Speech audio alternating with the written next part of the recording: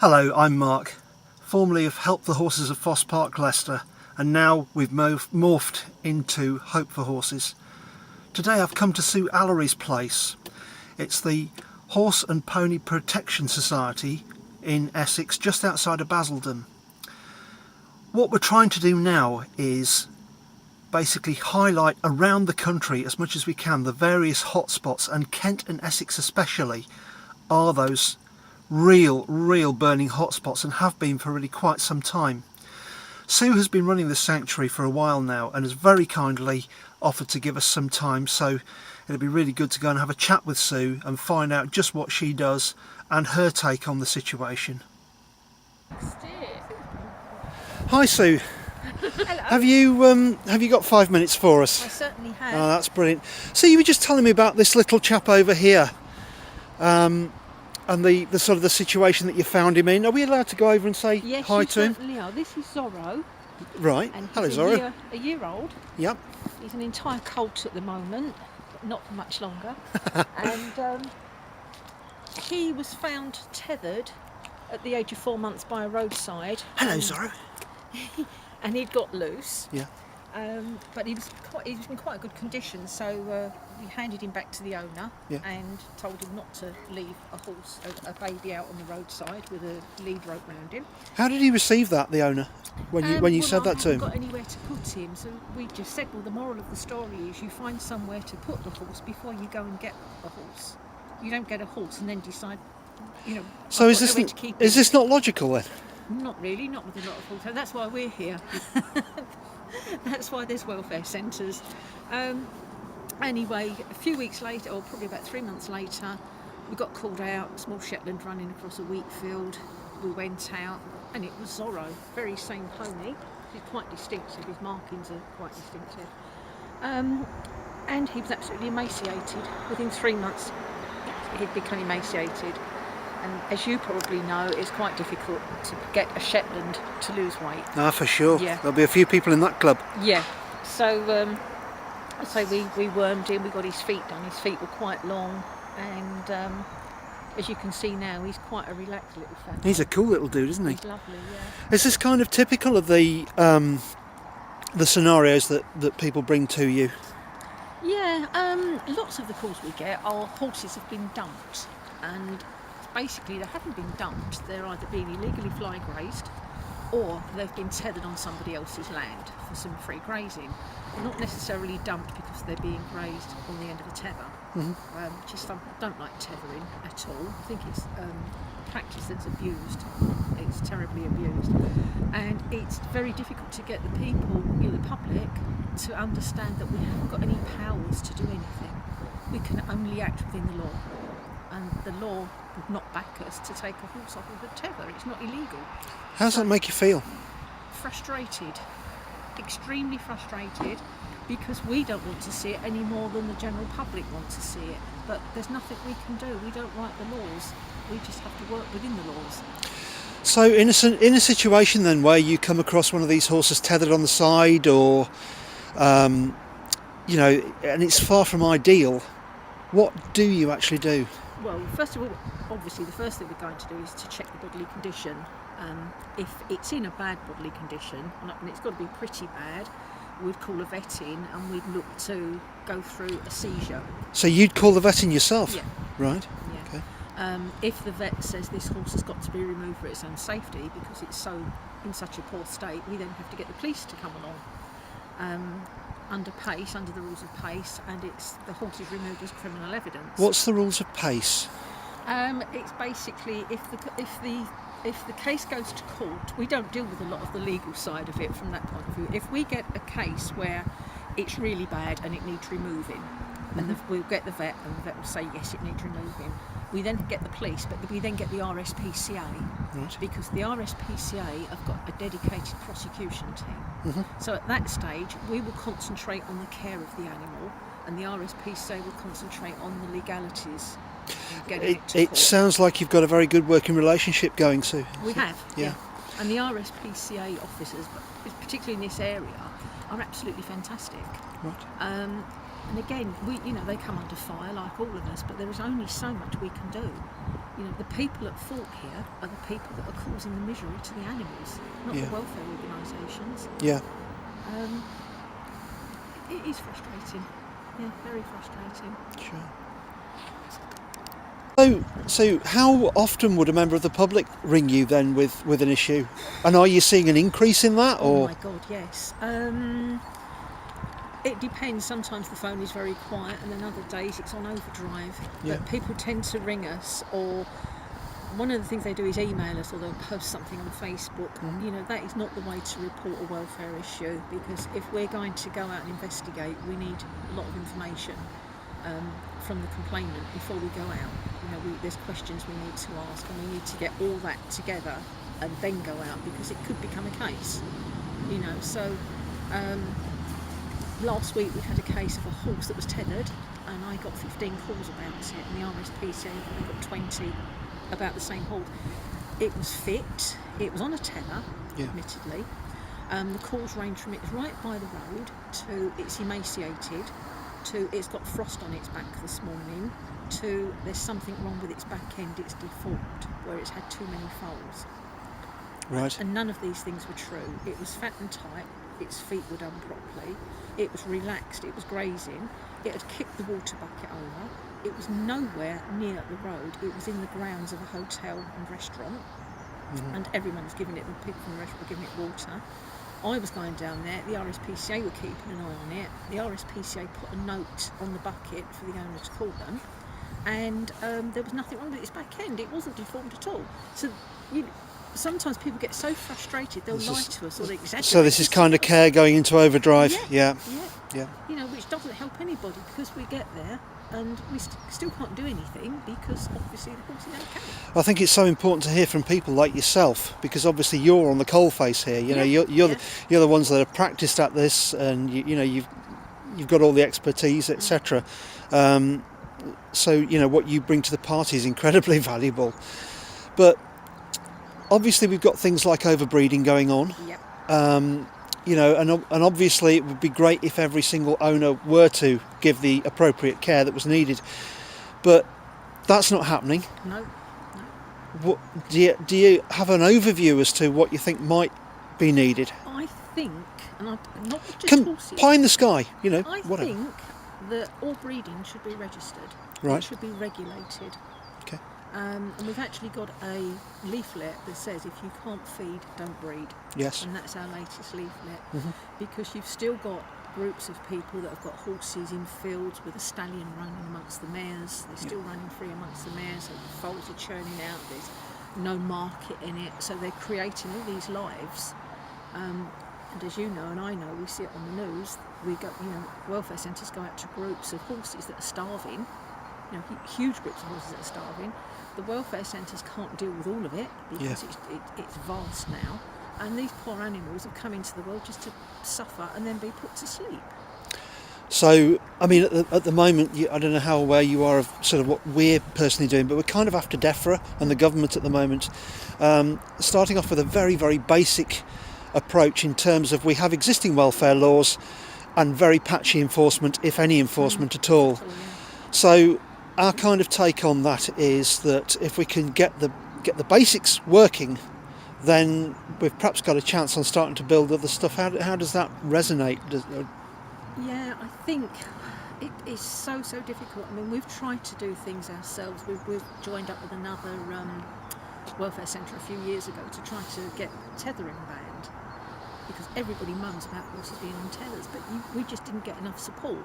So, you know, that closed down and we didn't get enough done. So I think what we need to do is get a collective voice of people, you know, all get together and just say, you know, this is how it is. The animals are suffering. And as I say, it's not just horses. So it needs to be more than just care, it needs to be there and care. Yes, yeah. Without a doubt, yeah. Okay. And they're so easy to come by. You go on any website, people are giving horses away. They're giving dogs away, they're giving cats away. You know, this is a life we're talking about. It's a life. And again, being on the front line of all this, how does it make you feel? I mean, you've got a protection society going here at your premises. That takes upkeep, that takes running in itself, never mind about anything else. You're actively campaigning, you're actively reaching out to other people, you're actively going out on the ground and rescuing these horses, or trying to rescue these horses, etc. How on earth does Sue stand up at the end of the day? I don't know. How does Sue do it? I've surprised myself, I must admit. Because if I can just, sorry, it's rude of me to jump in, but because if I'm saying this to you, you're then replying on behalf of every other society and rescue centre, etc., in the country now, you know, for that kind of question. Because we care so passionately, and for the animals, you know, somebody has got to stand up and speak for them. There's so much abuse going on, somebody has to be a constant in those animals' lives, and the welfare organisations it's the last port of call for some of them. You know, where else are they going to go? And I don't think I'd sleep at night if I ever walked away from it. I wouldn't live with myself. So that's pretty amazing, because certainly with what I saw from the Gower Peninsula and those poor horses down there, and that situation, I actually lost sleep over but now you're saying actually if I don't do this I can't sleep, which is you know, that's. I always remember many years ago when I first came here, and we had a lady that was our vice chairman. An East End lady. What she thought she said, you know, there were no punches pulled, and somebody said to her one day, "I don't know how you do this. It would really upset me. I'd be so upset." And her words were, "How the bloody hell do you think that animal feels right now? It's not about you, it's about them." And that has always stuck in my mind. Right. You know, we hurt, we're upset, but they're the ones that are suffering. So if we don't help them, who's going to? What does it take to keep this place going? 16,000 a month. A just month. to keep it open. Right. And it's a struggle. It's a real struggle. And obviously you can see yourself, you get certain areas done. We've had things repaired on grant funding this year, and then we've got to start on the next lot. And by the time we work our way around in the next 5 years, this lot will need doing again. So it's constant repairing, refurbishing, looking after the horses, raising money, raising awareness. Yeah. You know, but then you come in here, Mark, and you can have a really down day, and then you see this lot. It's not very nice. So this is the choice between dying in a ditch. Yep. Or coming here. Or coming here. Yeah. Literally.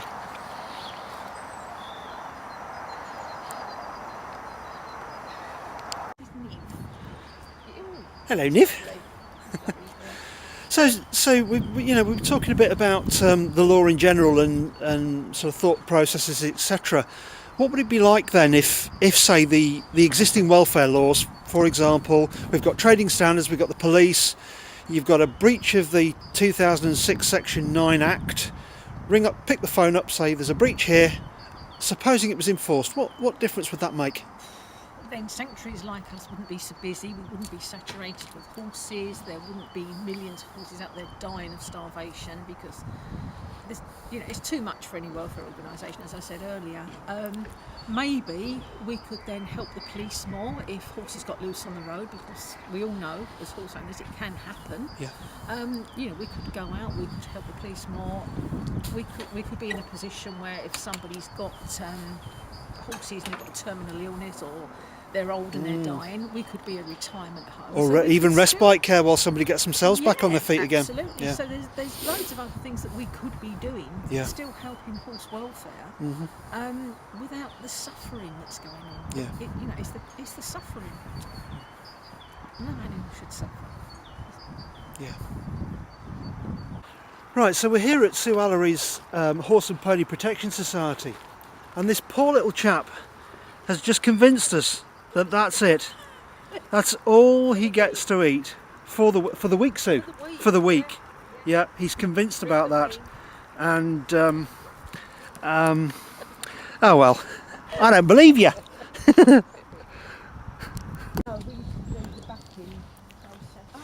So this was your school, Sue. I mean, obviously with what you're doing, that's minimal requirement, isn't it? But what are these horses here? Who are they? What are they? Right, this is Moloko, and she came to us from a very well-known stud where the owner died, and the executors left a big barn of Arab horses to starve. There were 3 survivors, Maloko, Lawrence and Shakira.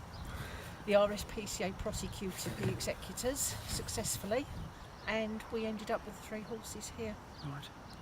And they're sort of home for life here, are they now? Yeah, they are now. Yeah. This is Jack. Jack is quite nervous. Jack was bought for a young teenager whose mum and dad had divorced, and Dad used to feel guilty. So she was having riding lessons, and Dad bought her Jack, who was way too much horse for her, and we found out she was beating him. She actually got him on the ground and was beating him because he didn't know what she was asking of him. He was too much horse for her, and he's basically psychologically damaged. So we've never tried to rehome him. His back's damaged as well. He's not in pain, but he can't be ridden anymore. So Do you manage to rehome many of your horses? we've got 193 on loan. Have you? And they're obviously, we've got fostering officers that monitor the ongoing care and that everything is okay and report back to us. Some of these here, we've got this one here, it took us 4 months to get a head collar on this. This is Grace that's looking round at you, black one. She's been backed and lightly schooled, and we're looking for a home for her that will take their time working with her. She needs a lot of patience. She's a project horse.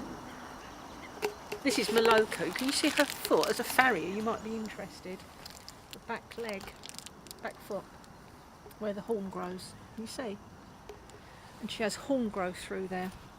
And Okay. it has to be cut back at times. And then we have a cream put on by our vet, which is from the University of Liverpool. And this is Sean, Hello. another RSPCA. Very pretty. You've got very hot breath. You're Very steaming up attractive. you're steaming up the lens here. A little bit unkempt at the moment. We just don't have time to go round at the moment grooming. And the philosophy is, the farrier comes every Friday, they're wormed. If they're ill, the vet is here. They have the dentist. They don't go without anything, except for one-to-one care, obviously, because we can't make them look pristine. But if they're healthy and they get everything they need and they're food in their bellies, then that's fine by us. Summer we tend to do a lot more with them because obviously the girls are not having to. Well, you must always get a percentage of horses that actually don't mind that at all. I mean, not every horse craves human company, do they? It's but some do. Ruby, yeah. And like you say, they're all different. Some of them want to be cuddled. Some are like this and come up for a fuss. Others don't want it. They're just like us. They're all different. And is that for later? Are you saving that for later? So you're saying that you're somewhat overrun with horses at the moment, and Yeah. you're kind of having to find corners where you can, etc. Are you totally full?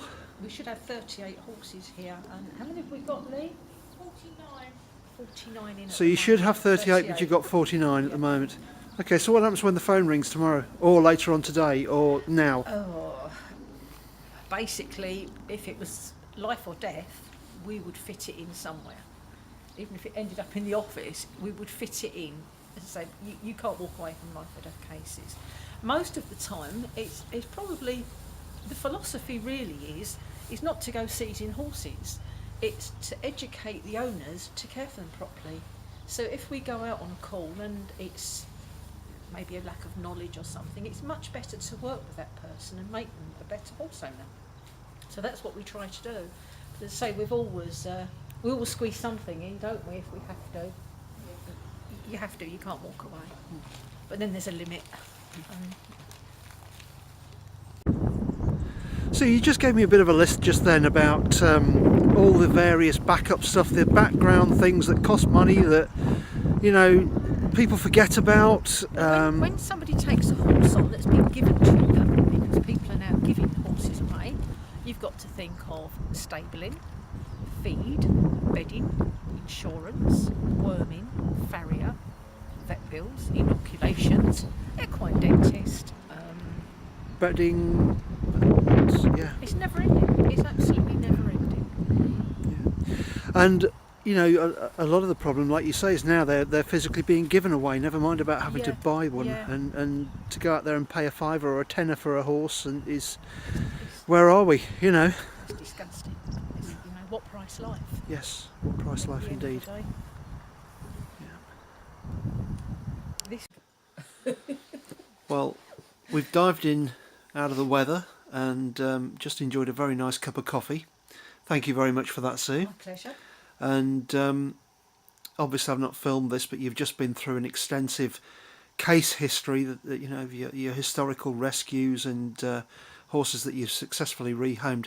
I'd just like to say a huge thank you to you for your time today, especially on your day off. Oh, and there's never such a thing as a day off in animal welfare, is there? Well, all the same, it's very good of you to give up your time for us, and thank you for everything that you do and your hospitality today. It's my pleasure, and it's a shame we're needed, but there you go. Thank you. Thanks. Now I thought we were all done and dusted, Sue. You know, we'd had a coffee, we'd said goodbye, thanked you very much, and now you bring us in here. Now you've seen this. And As a farrier, and so what we've got here. what do you think of that?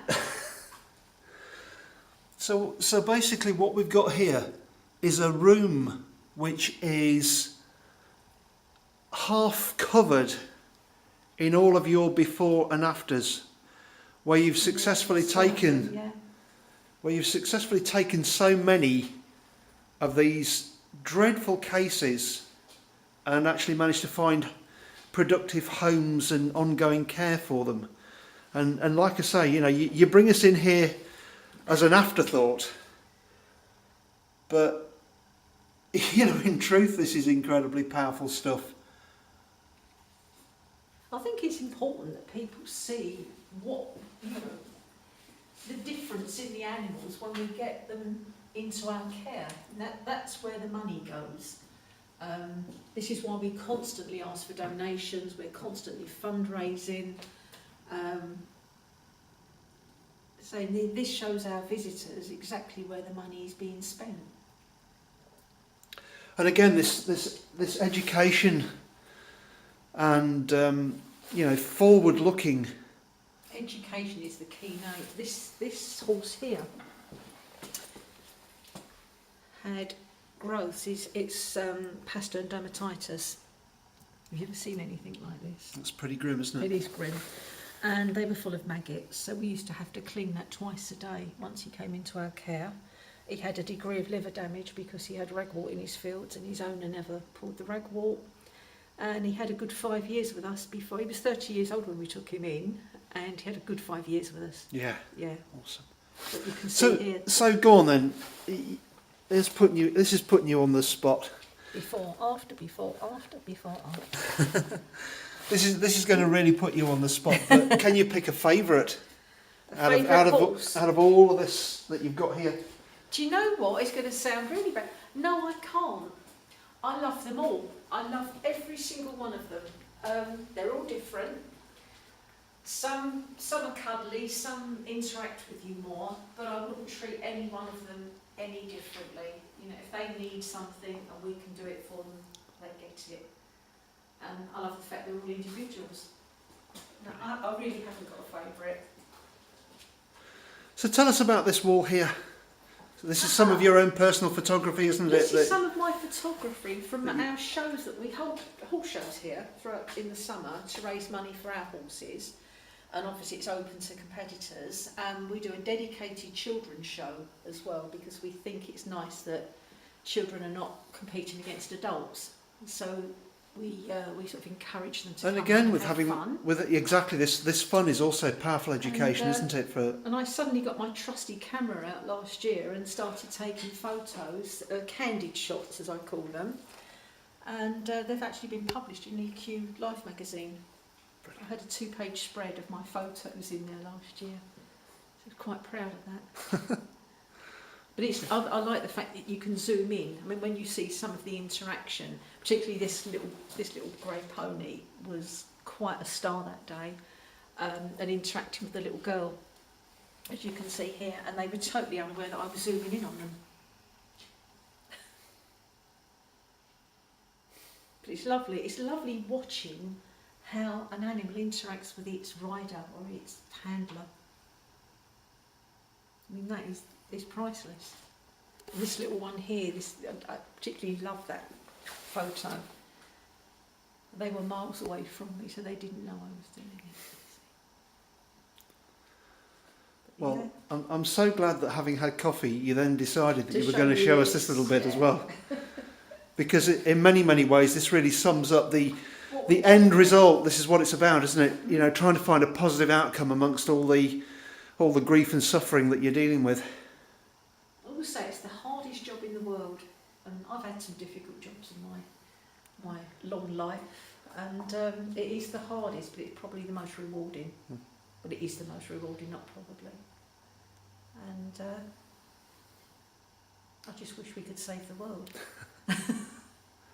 Well, should I say thank you again now? Is this appropriate, or have we? Do you know the thanks? Also, the thanks we get is seeing a horse in a bad way come to us and we get it right, and then see him playing in the fields out there, happy, healthy, cared for, totally different animal. That's all the thanks we need. Well, It is. Well, from me, Corny, but it's true. from me and Hope for Horses, thank you. Bless you.